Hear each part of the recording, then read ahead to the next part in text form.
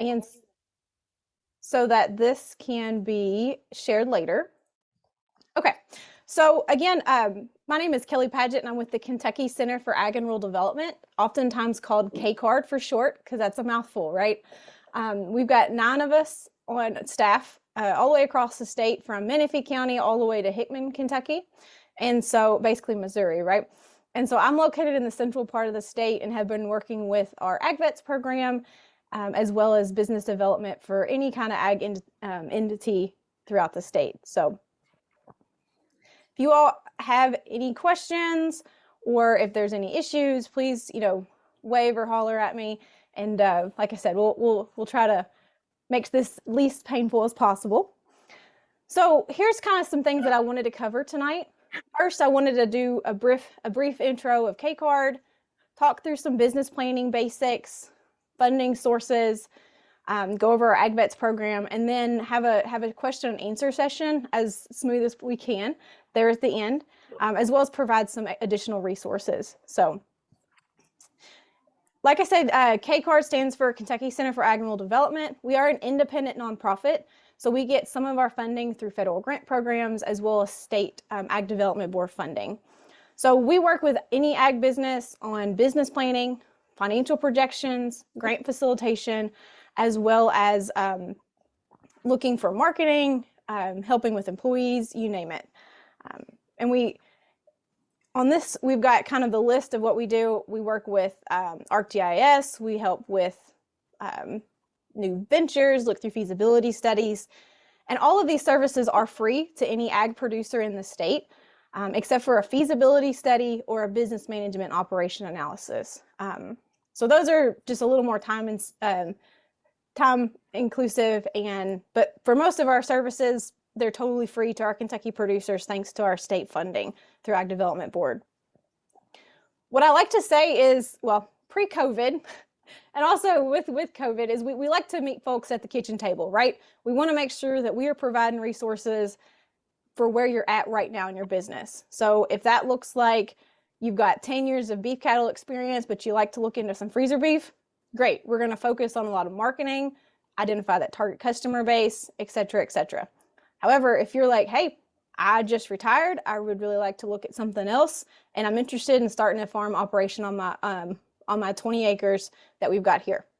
Great, let's look at some different enterprise budgets. Let's talk through maybe some of your options. What are your interests, et cetera, et cetera.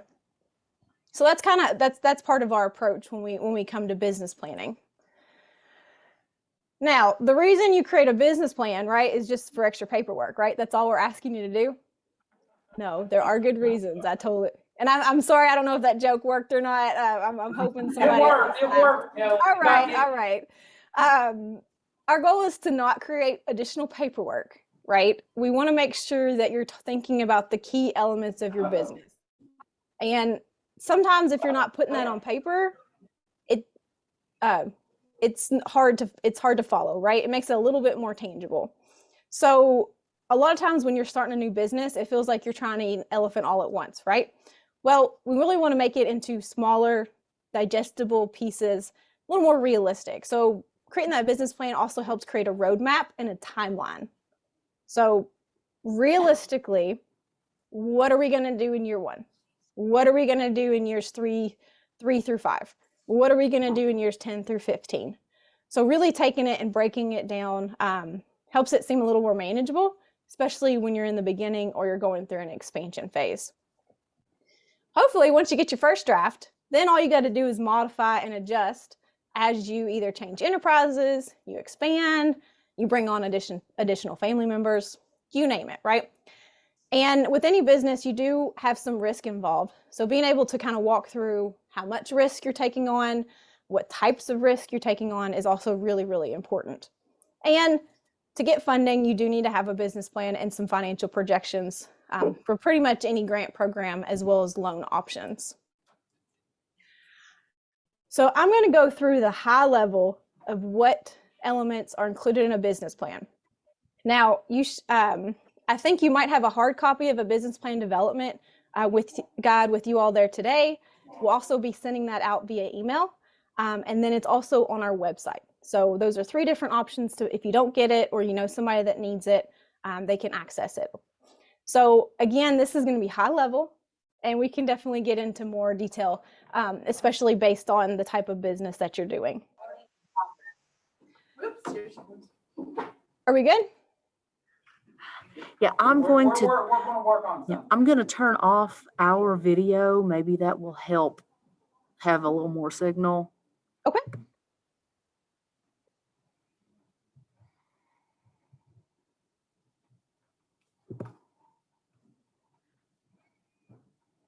All right, we good to try keep rolling? Yes. All right. I appreciate your all's flexibility, and we'll make sure that this all gets emailed too. So your business description, marketing plan, management operations plan, and then financial plan are all key elements of that business plan. So here's the 5 main components of your business description. You're going to want to make sure that you've got a summary of your business, a little bit of a background of the ownership, as well as your mission and your goals. So like we talked about a little bit earlier on the timeline piece, is we really want to break up those goals into short-term and long-term and make them as realistic or as measurable as possible, right? We want to put a time frame on it, we want to put a volume on it, et cetera, et cetera.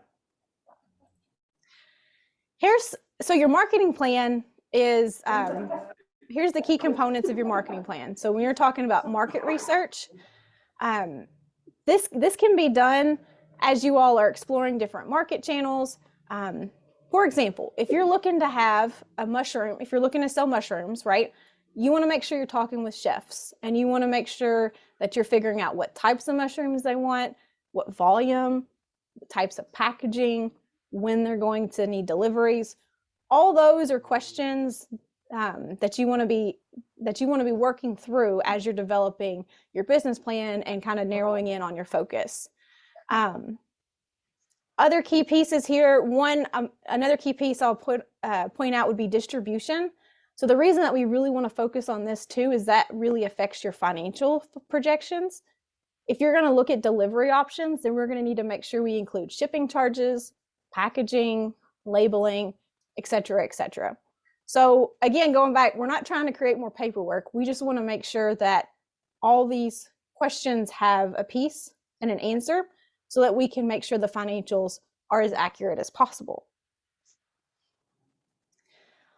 So on our operations plan, this is another big component of your business plan, right? So when we're talking about facility description, overview, what do you already have on your operation?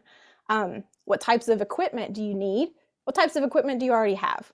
And then the production process, if you're growing tomatoes into salsa, how do you get from the seed all the way to the consumer? That way we're making sure that we're not missing anything throughout the process. And then regulations. If you're looking at organic certification, have you talked with the Organic Association of Kentucky? Are you currently certified?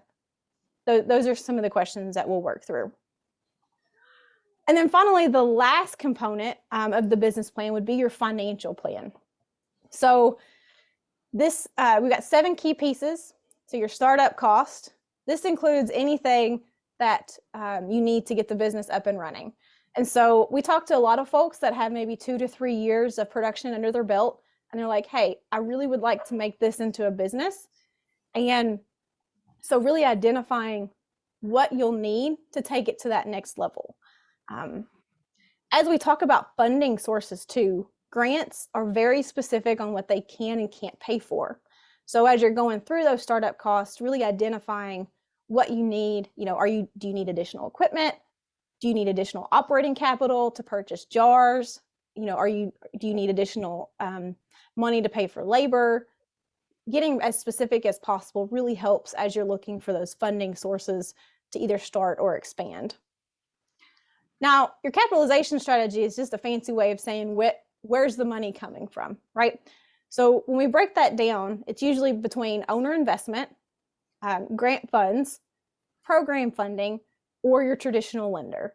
So those are kind of how we break those up to make sure that we're identifying where the money is flowing into and how you're going to secure that funding.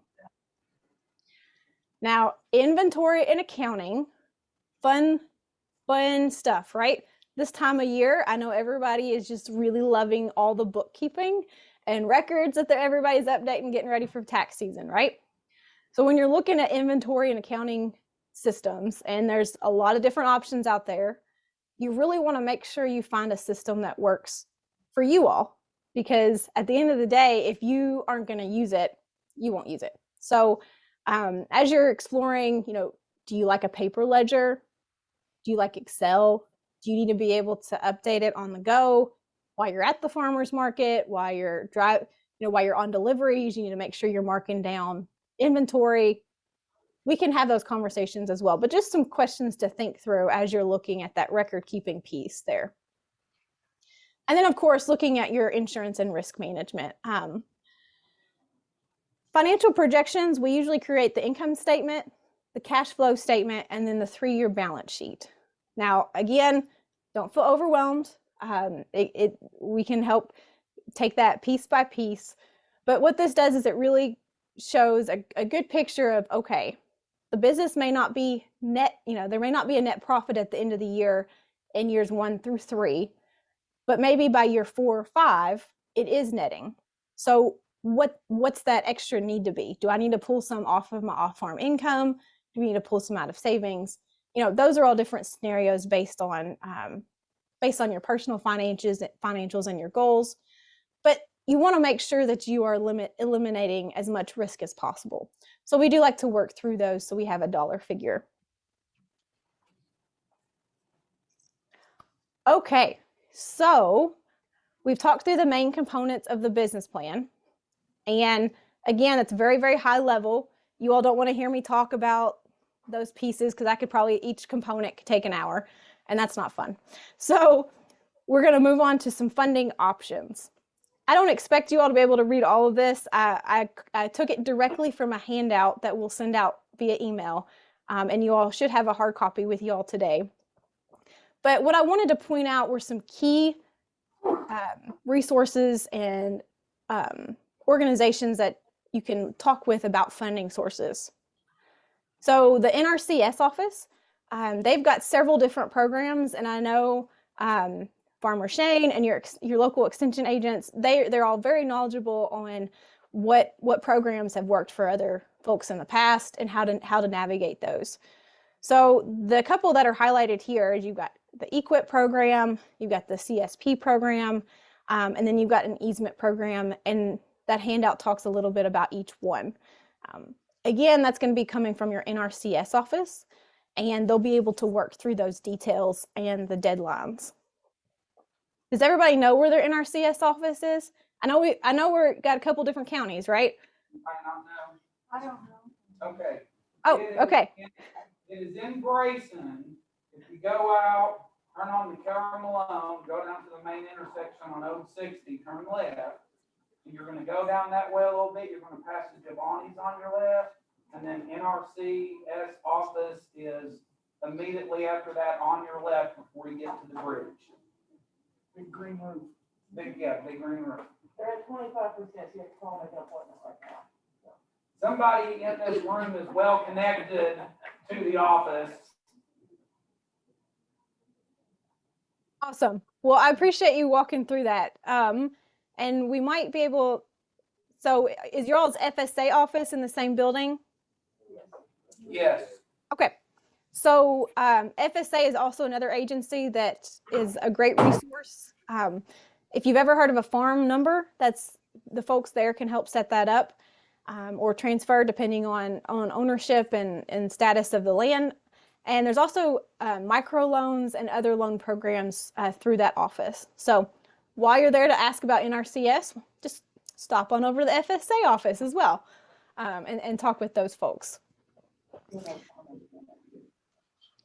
And then for another federal program would be the USDA Rural Development. So they've got a couple different programs that come out every year.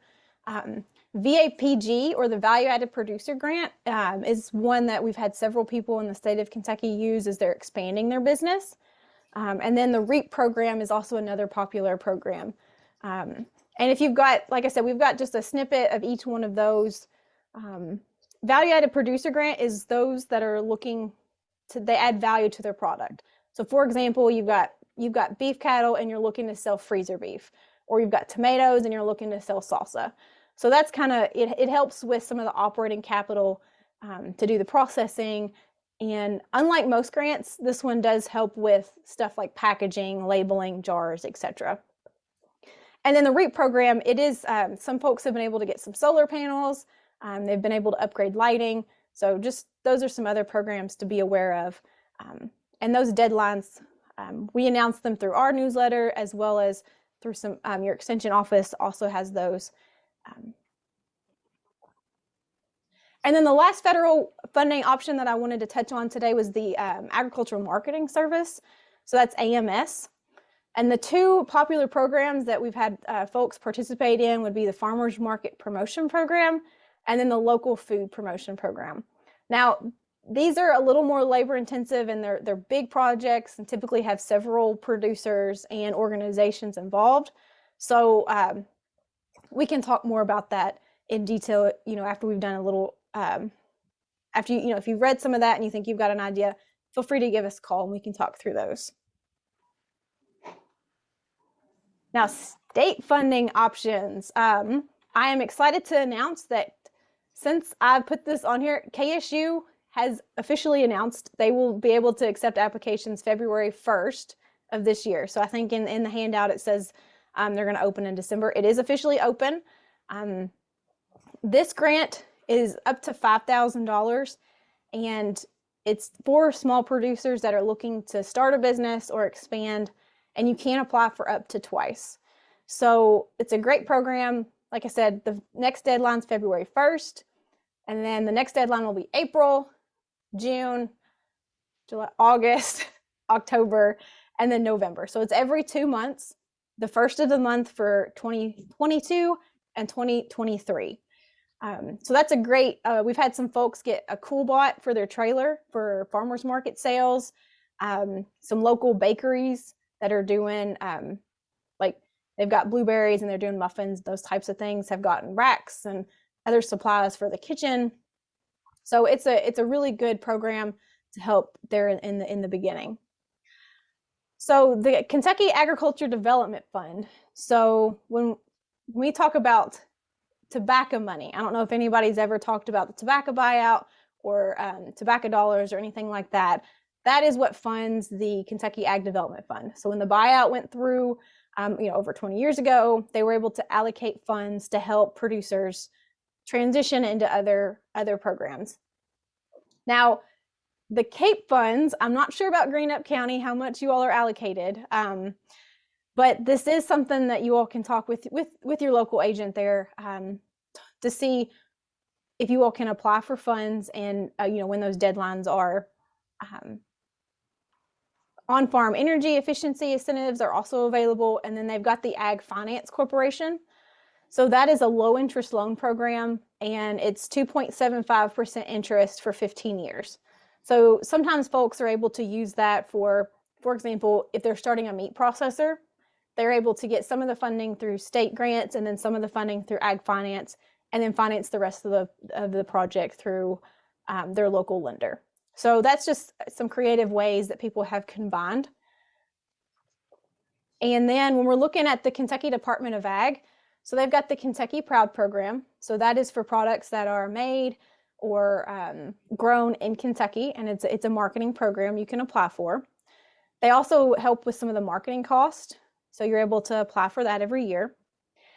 And that's the POP grant, so the point of purchase promotional grant is the marketing grant you're able to apply for.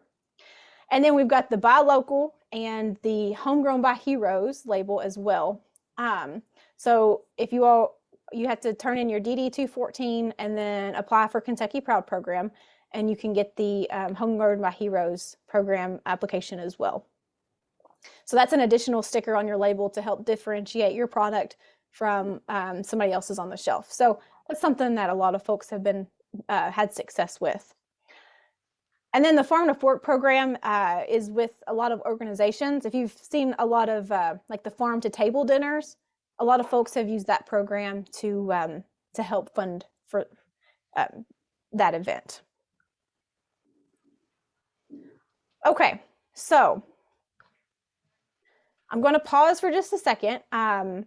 We've talked about business planning pieces. We've talked about funding sources.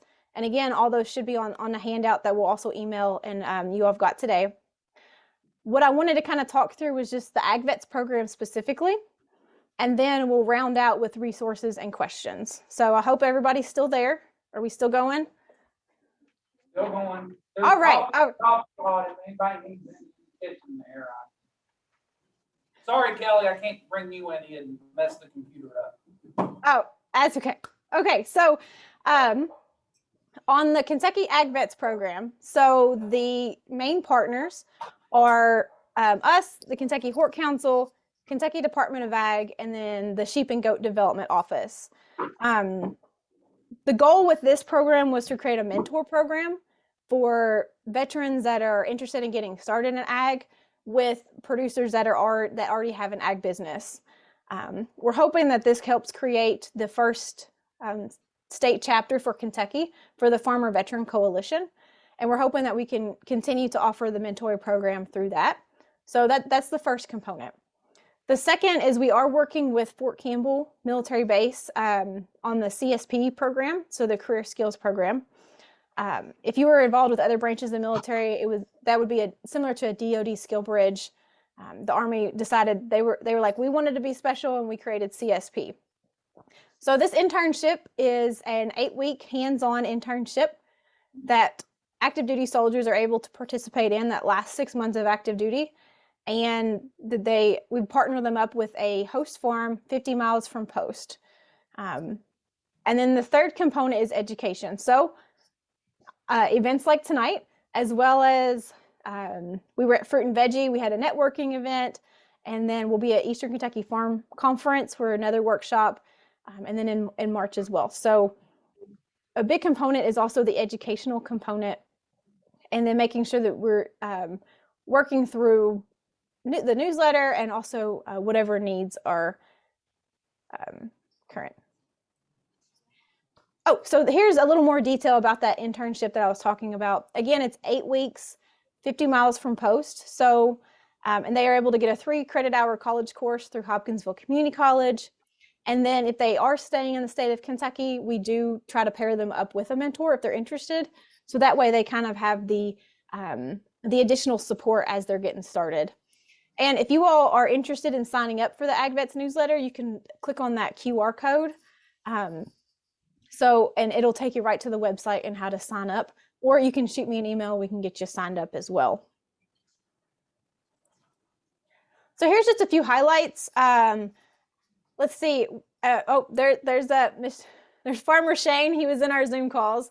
I do take pictures of each one just to, it's hard to take a group picture when you're on Zoom. We are doing the monthly calls, second Monday of each month, 7:30 to 9 Eastern time. Log on when you can.